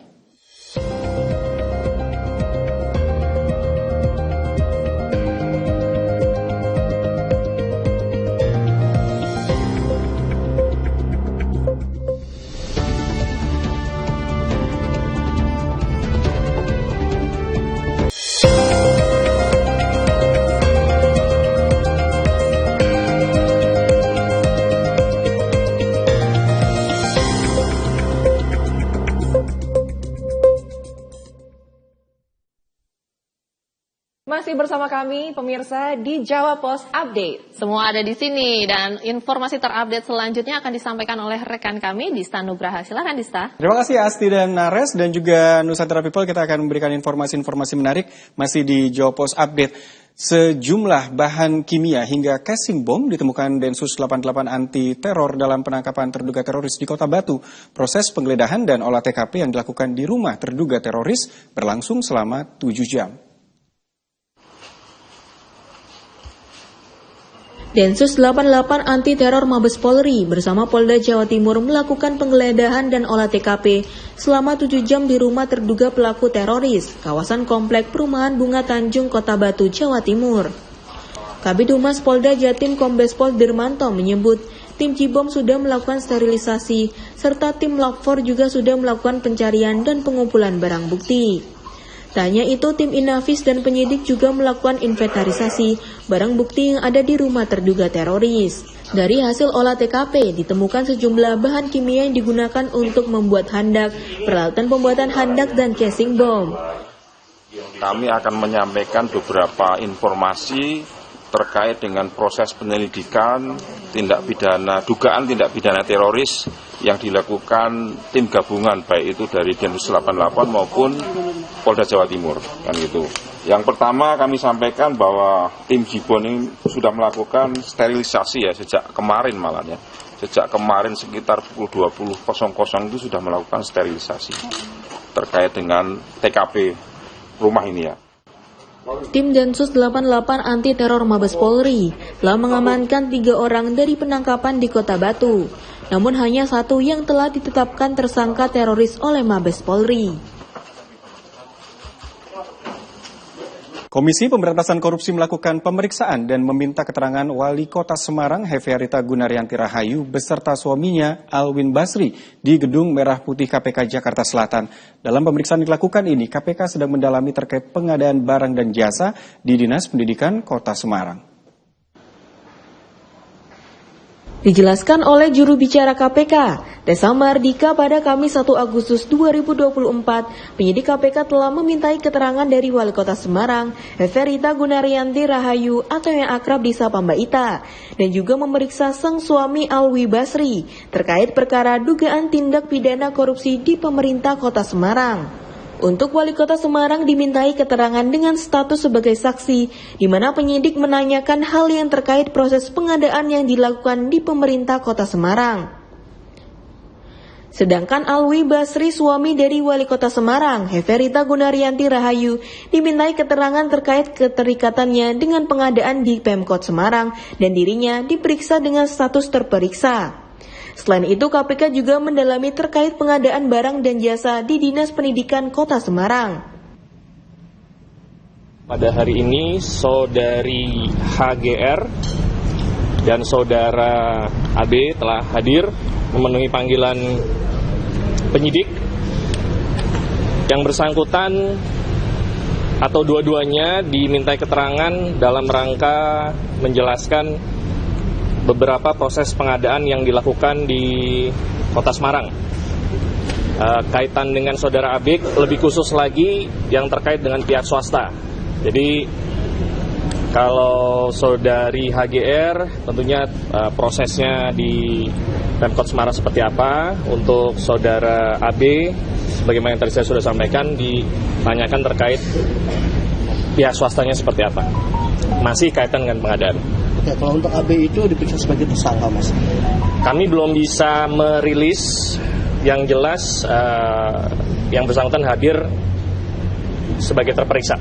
Kalau HGR apakah juga terperiksa? HGR yang bersangkutan hadir sebagai saksi. Mas, terus ada rencana memanggil kedua orang lagi nggak sih, Mas? Kemungkinan besar masih ada, karena sebagaimana tadi yang sudah saya sampaikan, ada beberapa alat bukti yang sudah disita, yang belum semua ditanyakan kepada yang bersangkutan. Jadi masih ada beberapa kali pemeriksaan lagi terhadap kedua orang tersebut. Kita tunggu aja nanti. Kalau pemeriksaan di Semarang apa, Pak? Pemeriksaan di Semarang itu terhadap saksi-saksi di luar yang tadi sudah saya sebutkan.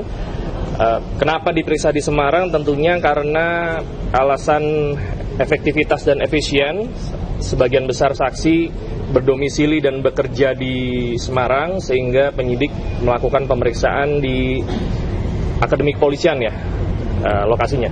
Rencana geledah lagi nggak sih, Mas, di Semarang?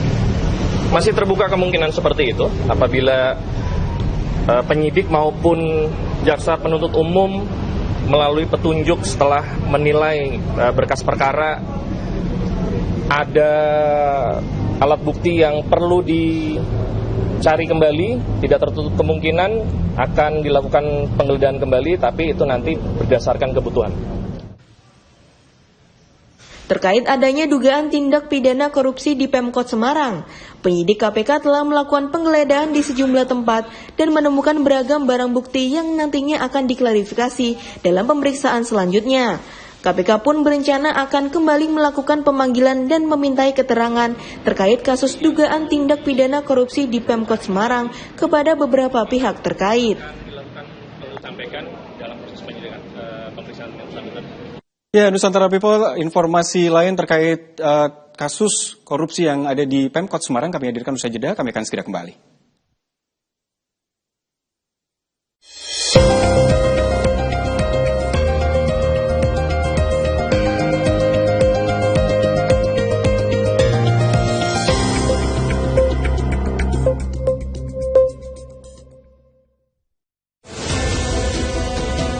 Berbagai peristiwa disajikan dalam sebuah berita. Berbagai informasi disajikan sesuai fakta. Dari momen Idul Adha kali ini saja, para penjual bumbu jadi diserbu banyak pembeli, khususnya para ibu-ibu yang bersiap akan memasak olahan daging kurban.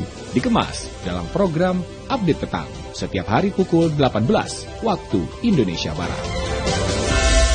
Di Jawa Pos TV.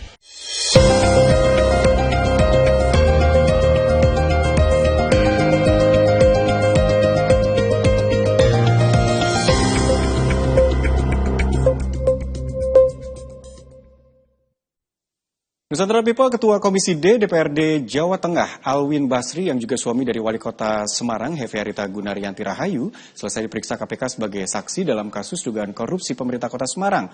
Alwin bungkam kepada awak media yang menantinya sejak pagi hari di depan gedung Merah Putih KPK. Seusai menjalani pemeriksaan kurang lebih 4 jam lamanya di Gedung Merah Putih KPK Kuningan, Jakarta Selatan pada Kamis siang, Alwin Basri langsung bergegas meninggalkan kantor Komisi Anti Rasuah tersebut. Tanpa sepatah kata, Alwin melenggang keluar di belakang rekannya sembari mengelak setiap pertanyaan awak media yang menunggu sejak pagi hari. Dengan menutup diri dengan jaket hitam dan masker putih, Alwin menembus hujan gerimis dan langsung bergerak menuju mobilnya yang menanti di depan gedung KPK. Ketua Komisi D DPRD Jawa Tengah tersebut semula tiba memenuhi pemeriksaan penyidik KPK bersama dengan istrinya Heverita Gunaryanti Rahayu yang menjabat sebagai Wali Kota Semarang.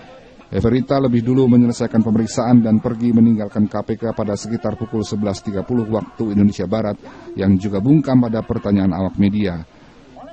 Yang kedua, Alwin diperiksa sebagai saksi setelah sempat dipanggil KPK pada Selasa 30 Juli 2024 silam. KPK hingga kini belum mengungkap status Alwin dan Heverita dalam proses penyidikan kasus ini.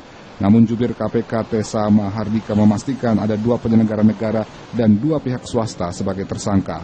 Alwin sendiri sempat membenarkan telah menerima surat pemberitahuan dimulainya penyidikan atau SPDP dari KPK sejak diperiksa pada 30 Juli lalu. Kasus ini mencuat usai KPK menggeledah sejumlah kantor pemerintahan Semarang, termasuk kantor Wali Kota dan kantor Komisi D DPRD Jawa Tengah.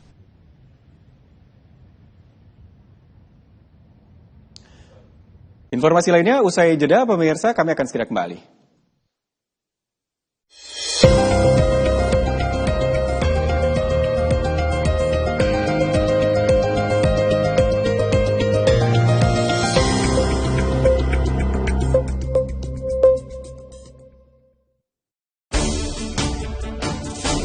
Mengisi waktu siang Anda, kami hadirkan berbagai informasi yang terjadi. Melaporkan peristiwa langsung dari lokasi. Tingginya minat berbelanja seragam tersebut memberikan rezeki lebih kepada pedagang seragam sebesar lebih dari 70% dibandingkan hari biasanya. Update siang, setiap hari pukul 11.30 waktu Indonesia Barat di Jawa Post TV.